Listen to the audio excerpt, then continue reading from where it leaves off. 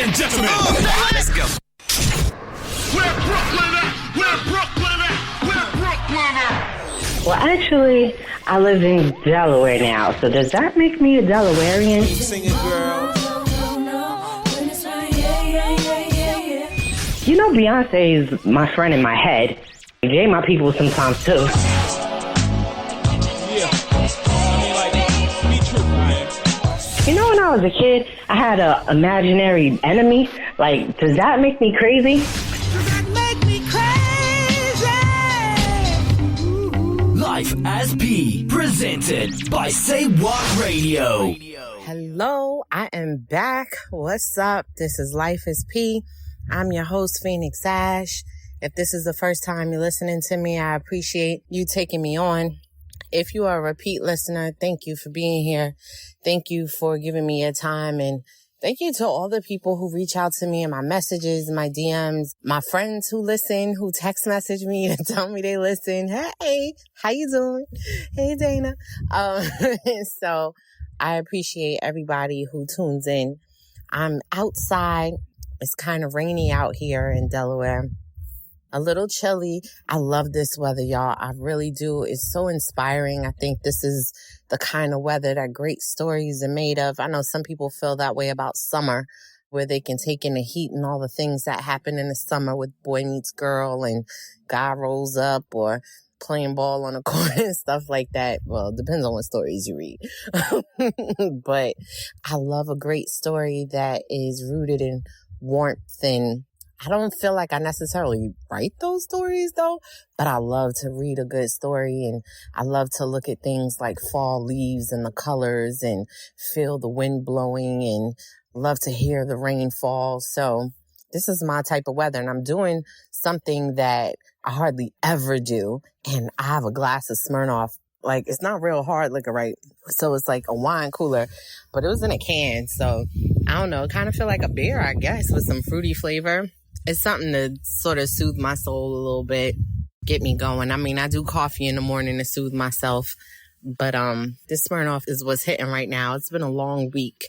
I wasn't able to do my show last week because my daughter was recovering from pneumonia-like symptoms. She didn't have it, but doctors were saying that that's the direction she was headed in, so they were treating her for that, and so it took her a bit over a week to recover. My husband, he was sick and he was in the hospital for like a week himself. So like right on the heels of her recovery, he went in.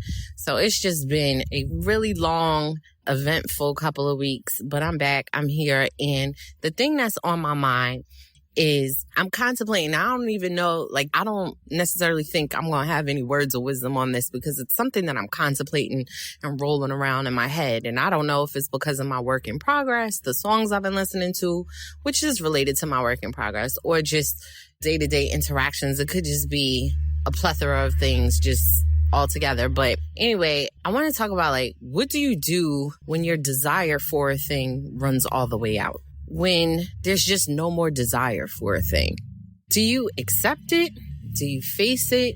Or do you consider it the moment in which you now have to kick in your discipline? And the reason why I ask the question is because it's very difficult to know when you kick in your discipline or you let that thing go. Like, maybe it's just time to let it go. Maybe it's time has run out. Maybe it was an extended season and the season is just over and you misread the signs somewhere, or I don't know. But when your desire for a thing runs all the way out, how do you face it? I'm going to kid you not. For me, I say goodbye to it. I let it go because it's very stressful to me to wait it out for when the desire comes back. And I'm not talking about you're in a relationship and you don't have butterflies this month, but in 3 months you will again. You know, in long-term relationships, those kinds of things happen. But I mean, like, your total desire, your total want for a thing is just kaput. I know some people who had careers where they were chasing a certain dream or a certain accomplishment and they've reached a particular pinnacle and things happen and it kind of knocked them off their game. And then they kept trying to rebuild to get back to that point and go beyond. but their drive was gone. Their energy was gone. They were really just doing it because it was the thing that they had always known themselves to chase. And you could see that the spark in their eye was totally gone. It had been gone for years in this particular arena of their life. And you're just like, I admire your discipline and your stick to the plan action, but is it worth it? Your desire is gone. You don't truly desire it. You're just doing it because it's what you know. You know, same goes for relationships. There are some relationships where you've been with someone a really long time and you sticking things out because it's the thing you know. We've all been taught that we need to preserve our marriages, and I'm totally not against that. I feel like you do need to understand that it's not just all about love. There are some areas in which you need discipline because love sometimes doesn't show up in the midst of an argument. In relationships, I feel like long-term relationships particularly, there's slumps. And if you stay together long enough, chances are you will get through the slump. But for something, it's like, well, what's the slump? Like, are you all of a sudden whooping my ass? There ain't no slump. I gotta go. I gotta go. Are you all of a sudden got 4 baby mamas and we're married and you had these babies on me? Oh yeah, there ain't no slump. I gotta go. So certain things I'm just like, I don't know. For me, that's not slump. That's just my desire for a thing just ran out. And it's in a lot of situations in work, particularly when you work in a job that is not your passion. And I've talked about that because, I often will take on a contract job or even a permanent job or semi-permanent job that is not my passion, right? Because if it's not writing fiction, if it's not telling a story that's to be made to film, if it's not writing a television series, is not my passion. Okay. I'm very clear on that. So anything that I'm taking on that's just for the sake of getting some bills paid, my patience is short for it. And I may desire it for a while because of the compensation, but there comes a time where I have to sort of measure out, is the stress or is the wearing me down taking all my time, taking all my energy, taking all my brain power? Like, how much of it can I donate? And, there's somebody's like, ain't no donation. They paying you. They compensating you. But like, seriously, how much of it can I give up? Like, at what point do I become at capacity for this thing and need to shut it off and say, okay, I need to start twisting the valve and just say, okay, I'm pouring too much into y'all and not enough into me. Because a lot of times when you're working someplace and it's not your passion, you are feeling as though they're taking from you. They're constantly draining you and you don't feel poured into. You notice every missed opportunity for someone to praise you, celebrate you, lift you up. The same thing with a marriage. If you are at the point where you are, or even a friendship, for real, if you are at the point where you're contemplating if your desire for this thing has run out, you notice every turn in which you're not celebrated, you're not lifted, you're not encouraged, you're not pushed, you're not recognized, you're not acknowledged. Like, you notice all of those things. I would also say that you notice those things when you become more of those things for yourself. And there's a lot of people in my space who, and I'm very thankful for, are coming into their own, are recognizing their worth and who they are and what they are called to be, and pursuing that calling, pursuing that passion, pursuing that love and that strength within them. And it's very easy to have your eyes open now. It's sort of like taking a pill in the Matrix. You pay attention now to those moments and those arenas where you're not celebrated, you're not encouraged, you're not lifted, and you're just like, okay, I want less of that thing. And the more that you want less of that thing, your desire runs out for it. Even when you're chasing a passion or a goal and you become less passionate, and I'm not talking about a moment of less passionate. I'm talking about you've been chasing this thing for 10 years, but the last 3 years, you've had no passion. You've just been chasing it for the sake of, you've been questioning, do I really want this? And so when you're in that moment of questioning, do I really want this? And this thing that you're chasing is wearing you down, is rejecting you, is speaking negatively of you, is, telling you where you fail, where you lack, where you don't meet the standard, where you're not up to par. The increase for your lack of desire so to speak. It just grows. It just continues to increase. It continues to grow. And the time you spend questioning, do you want it, just lengthens. And so I'm just like, well, at what point do you stop questioning? Do you recognize your desire for a thing has run out? And do you let it be where it is and walk away from it? And then if you don't walk away from it, why don't you? Do you believe that your desire, your passion will rekindle? Do you think that you've put so much investment in it, it has no choice but to give you a return? Or are you afraid that there is no new passion? Are you afraid that there is no new baton for you to pick up and you're not sure if you don't chase this thing, you don't know what else is there? I think the question is worth asking. I know I ask it of myself for various reasons and various situations, because I'm like, no matter what I'm chasing in terms of my career as an author, my career as a screenwriter, my passion, my position as a wife or as a mother or whatever it is that I'm running after, ultimately, I'm chasing my joy.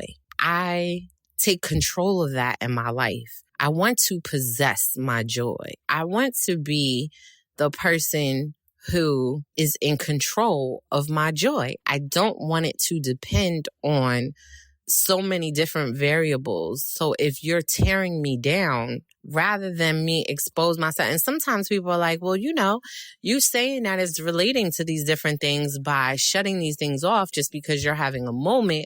And I'm like, I'm not talking about a moment. I'm talking about years of lack of desire. That's what I'm talking about. And I'm like, in order for me to possess my joy, I have to also possess my power.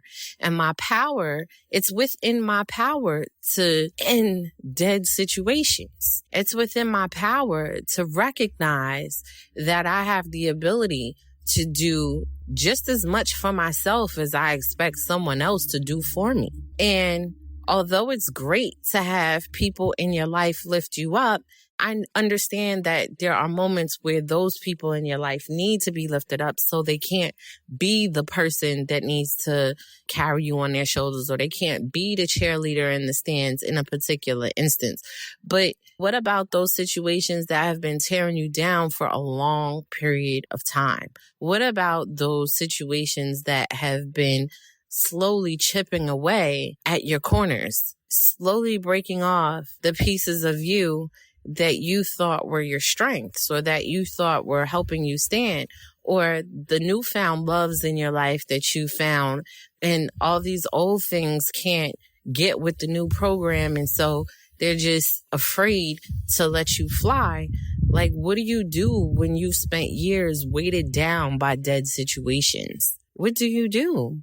Some people are just like, well, I go to my preacher and I seek counseling, but particularly with the exposure of so many personal issues of some of these fasts, don't get me to talking. I've seen posts and stuff, but it's hard to trust your stuff to someone else. Even a therapist, it's very difficult. I'm an advocate of therapy. I feel like one should go to therapy.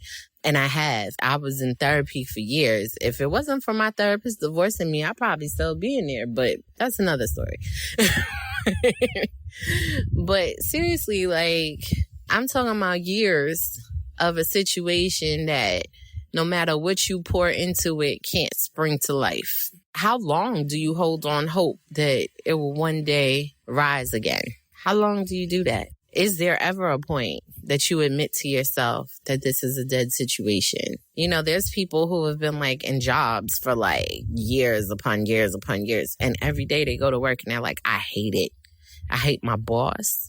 Nobody ever recognizes the work I do. I've been in the same position. I've not gotten a raise. I've not gotten a title change. They rely on me as the subject matter expert, but they don't acknowledge me in my paycheck, in my title. There's no room for promotion. They're hiring people, paying them more than me, who know less than me, and I just can't get forward. So how many years do you do that before you say this thing is dead and I need to actively seek something else? There are people who are in school who were just going to get their education in a thing because when they started It was what they wanted. They've taken some classes, realized, this ain't what I thought it was going to be, but I started, so I'm going to finish. I don't knock you getting your degree because I feel like there's a lot of us who got degrees and stuff that we don't necessarily work in, but we found jobs that required degrees, didn't care what area we had a degree in, but required a degree, and we were able to make a significant amount more than what we would have had we not had a degree. So that I'm never knocking that. However, I would say while you're in there, like pick something, see what else is out there. Use your electives to find something else that you might connect to. And in the process, you're going to progress through, right? You're taking these electives, you're building your credits, you take the stuff that is required at the bare, by the time you go through a couple of years, you might find something you connect to. You don't, fine, get the general degree and just have a degree and leave. And, that way you increase your earning potential. But what if that thing that you truly connect to isn't found in school? Why are we taught not to take the leap of faith? I feel like with the new generations, I feel like they're more open to taking the risk to say, you know what, the thing that I connect to is not found in school. So I'm going to go. And here's the thing. I applaud people who live their life and try that thing that's their dream and then turn around and either go back to school to get educated in that thing or say, you know what, I'm struggling here, so let me go do something that will teach me, like, let me go to a trade school, let me do something, let me learn something so that while I'm still pursuing this thing, I'll be able to increase my earning potential in a different area. I applaud those people because those people, I feel like, are being honest with themselves. They're being honest with where they are in their process, what's happening in their process. They're acknowledging it. They're not beating themselves up for a decision they didn't make 2, 3, 4, 5, 6, 10 years ago. I applaud you because I struggle with beating myself up for decisions that I feel like I should have made this decision 5 years ago. I should have made this decision 10 years ago. There was a time 15 years ago where I had the opportunity to make this decision. I struggle with that. When I was going back to school to get my master's in creative writing, it was a good, 5 to 7 years after I felt like I could have gotten it the first time. When I was in school for my bachelor's, I was almost finished, and the school that I was attending sent out a notice that they were starting a new program, and they were starting a master's program. And the master's program was in creative writing. I was so hell-bent on, I'm not going back to school. No. This school has given me so much headache. This is my second school. And I just was ready to be finished. I felt like I had so much of the runaround, so much of people just basically trying to get more money out of me. And I just was like, I need to go. I cannot do this anymore. I just need to graduate. And for a long time, that was a decision I regretted. When I was going back to school and I was trying to find my way, I was like, why didn't I get this degree back then?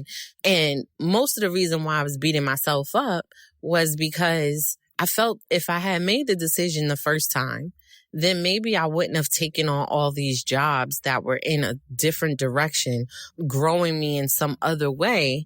And I would never have to make the choice of, do I stay with quote unquote what I have to do and where my earning is, or do I follow my passion? And I felt like if I made the choice earlier, I would always be following my passion. That may be a true aspect of it all. However, I think that when I went to school with my master's, I graduated with a 4.0. I wouldn't have been able to do that back then. My head wasn't right. No, it wasn't right. I had too much going on. Not that I didn't have much going on at this point, but I was mature. I had lived life. I had worked at a couple of places. I had a different perspective. I had some experience about life. I had some experience paying grown people bills. I was married. I had a family. I just had a different perspective, a different kind of maturity that forced me to take those classes more seriously than I might have at that time. I graduated high school very early. I was 16 when I graduated high school, and then I went to college. So where I was in my headspace, I certainly wasn't mature when I got to college, and I don't think I was very much mature when I finished. Although I had some experience living on my own, I still think that I had a lot of growing up to do, as most of us do. I don't think anybody's really that mature at 20 or 21 that they can make the same decisions, mature decisions that they're going to make at, 29 or 30. And so I think I had a better experience with my master's given the life that I had led in between.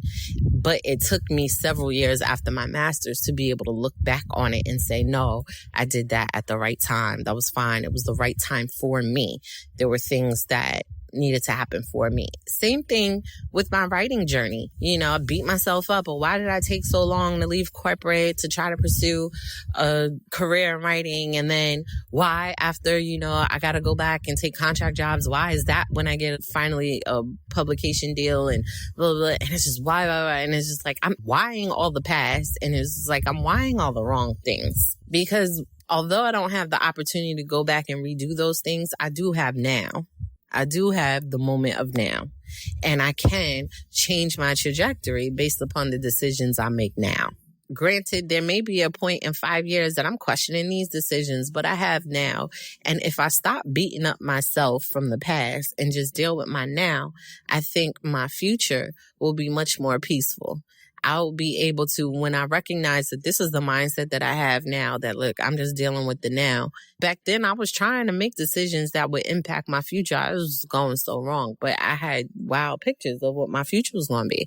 And, you know, my future is not what I pictured it to be. I'm having a wonderful time right now, though. A wonderful time. And so I don't know if my time would be as wonderful if I were following these steps back then. I don't know. I have a different kind of life perspective that allows me to enjoy the details of what is going on around me slightly differently. And there are some aspects of my past that I feel like I'd like to bring back. And that is when I no longer have desire for a thing, be brave enough to figure out if this is something that can be rekindled or if this is something I need to walk away from. Is it done serving me or am I done serving it? Either way, be brave enough to face that question, to ask myself and be truthful with that. If I can't be truthful with myself, who else can I truly tell the truth to? I need to be able to tell myself. And so ask the question, and I've been asking myself the question lately in a lot of different areas of my life. And I just wonder if anybody else is facing that or dealing with that or has dealt with that. And then what's your take on it? What's your take? You wait it out? How long do you wait it out? What's your indicator that it's worth waiting out? Is there an indicator? Is there an indicator to walk away? Like, what is it? Other than prayer. I know prayer works and I know you'll hear the voice, but I also believe in free will and I believe that we are empowered to do things that will lead us to the mark. So sometimes it's hard figuring out what to do with your own power. So I want to know what you're doing with yours. Anyway, that's my deal. I'm going to go ahead and sip my little Smirnoff. If you want to pick up any of my work, please do so on Amazon. I have my first fiction novel is In Her Makeup. It's available on Amazon Books. It's available on Kindle. It's also available on Audible. So if you're someone who likes to listen to books, yeah, definitely pick that up. I think it's on Apple Books too. So yeah, you got that? I got that. As my little sister used to say, I got that. So yeah, pick that up. My book, Soil Sheets, is also available on Amazon and Kindle. I just got a really good review. I just listened to another podcast, this podcast called Two Black Critics. And I was listening to them and one of the people on there gave me a really cool review of Soil Sheets. It's really good to hear a man's take on it. Awesome. Cookies and Crumbles is my most recent release. That came out in August. You want to pick that up. It's spicy. Pick that up on Amazon Books as well as Kindle. I'm working on a new standalone novel. Hopefully it'll drop sometime in December, but I'm trying not to rush the process and enjoy it as it goes along, despite how tough it can be to make time to write. But I'm doing it, y'all. I'm doing it. I set out to do it. I'm doing it. I'm sticking to it. I'm proud of me. I hope y'all proud of me. And if you're following your dreams and following your passions, I'm proud of you too. Until next time when we can exchange our power. Thank you so much for listening. Peace.